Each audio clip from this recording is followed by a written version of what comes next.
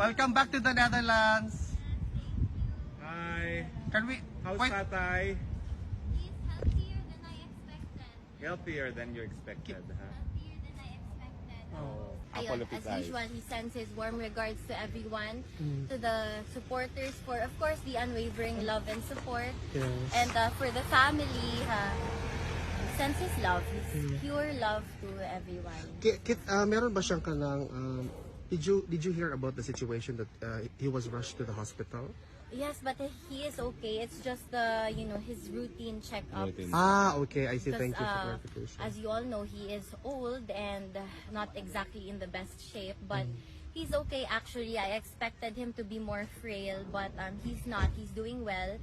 He's even better as compared to the first few weeks inside. Okay. He sounded more lively, more Yes. sharp, and ayun. How did he feel that he didn't have any family visit for 2 weeks? He was looking for my mother for so many times, and I had to explain to him the situation, and he understood, of course. But ayun, he was constantly reminding me to do something about it, and I reassured him that we're doing our best. But as of now, I'll be the one who will be visiting him inside. Yes. We're having a prayer rally for Tatay Digong tonight. I hope you can join us. Yes, I will. Yeah. Ano lang kasi I'm busy with my studies Yes, also. So okay. let me just finish everything, and I will be there tonight. I cannot promise that I'll be early, but Sure. I will try, of course, to We'll be there. pass by. Yes. Kit, last question lang tayo. What's the biggest difference from the last time you visited him and right now?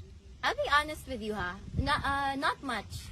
I was so worried when I was in the Philippines. I was so worried that when I've been asking my siblings and the lawyers, can you tell me what to expect? Should I expect a thinner dada, a thinner papa? They kept reassuring me na he's doing good, there's no difference. And when I saw him inside, ayun nga, they were right.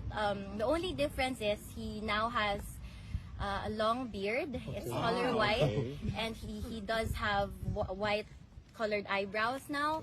And ayun, but his hair, ayun, maarte kasi yun. So meron siyang daily, hindi naman daily, siguro weekly hair dye. So ayun pa rin. Excellent. Hindi na siya pure black, may pagka blonde siya. So yes. Kit, also last question. Importante kasi ito kasi this is a very big victory for the entire Filipino people. Alam niya ba na nanalo with respect sa Supreme Court? Yes, and he's Si VP very Inday happy Sara. about it. He sends his regards to my sister, and he told her that he is extremely proud of her. Did you know na it was a unanimous Supreme Court decision? Yes, he knows about all of that. And he also knows na, ayun, continuous pa rin yung rotation of visits namin dito, pupunta sila. So, I'm excited siya kasi, You're here. Exactly. Ako muna, of course, for now, and You look so ayun. beautiful, Kitty, actually. Thank you. I'm sorry guys, you really have to go. One more question, very last lang, Kitty. What was the first question na tinanong niya sa'yo when she saw you? When he saw you, sorry. Actually, it wasn't a question. He said, ang laki ko na daw. He did in a way na A woman, lumapad ako, yeah. but I think he Grew taller.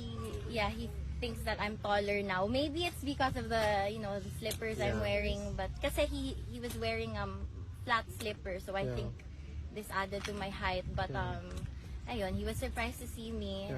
Sobrang tangkad ko na, almost his height. Kasi ako yung pinakamaliit sa amin, but he was happy to see na I was growing. I mean, I'm not growing anymore, but that's He what knows thought. you're here 4 times a week for him. Yes.